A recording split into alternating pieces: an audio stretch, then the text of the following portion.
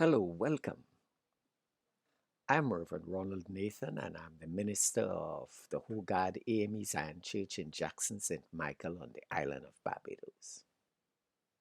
Thank you for joining us today in our series of meditations called Veiled Truths. This is where we look at the parables of Jesus Christ. A parable is a story that illustrates a truth with a twist located in things familiar.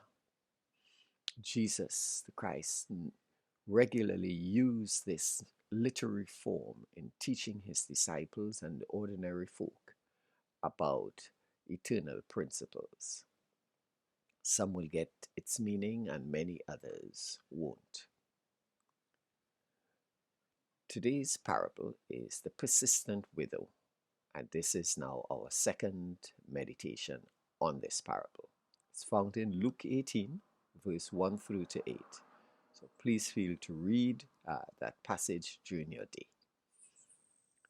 I'm reading a couple verses, and it says, "And the Lord said, Listen to what the unjust judge says.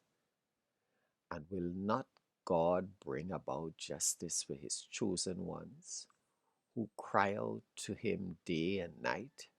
Will he keep putting them off? I tell you, he will see that they get justice, and quickly." Our ideas about God is drawn from our cultural worldview, the revealed faith, and our religious traditions. Later, as we try to make sense of our world, we'll modify these ideas and attach to them values and ethical behaviors as we choose our path in life or as we respond to the way life has treated and affected us. Prayer is the central principal issue in this parable about the persistent widow who goes before a judge. In many of the Christian expressions in the Caribbean, there is very little mention of faith in association with justice. So it is instructive that Jesus, in this parable, focuses on a widow seeking for justice.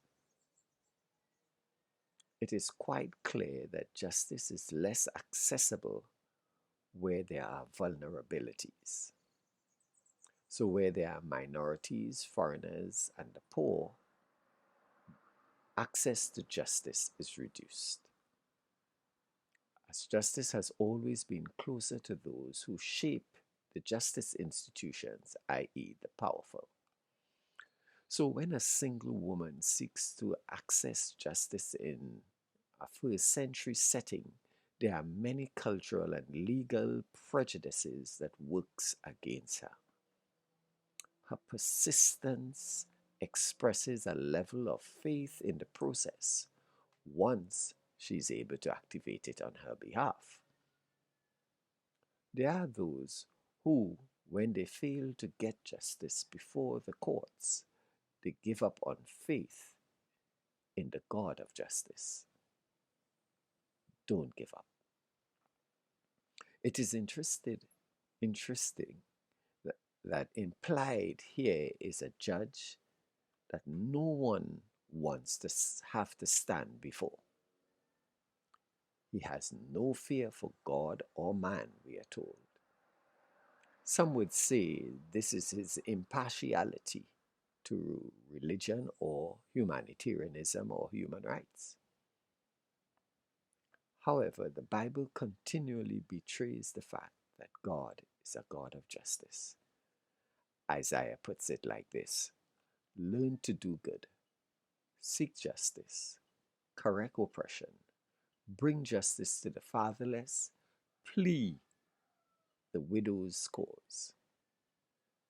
Faith perseveres, and justice is delivered. So may it be in the jurisdictions of the Caribbean, especially for the poor. We are the children of God, destined to produce fruit for his kingdom in the now and the hereafter. Jesus the Christ taught the people many things by parables. That which was veiled has been revealed. So let us learn from these earthly stories and draw closer in our relationship to God. May God open our minds to understand His will, open our eyes to see His doings, open our ears to hear His bidding, open our hands to receive His blessing, and open our hearts to love His children. Amen. If this meditation has been a blessing to you, we ask that you would subscribe to our YouTube channel, that you'd share our link with your family and friends, and that you'll give us a thumbs up. God bless you and have a great day.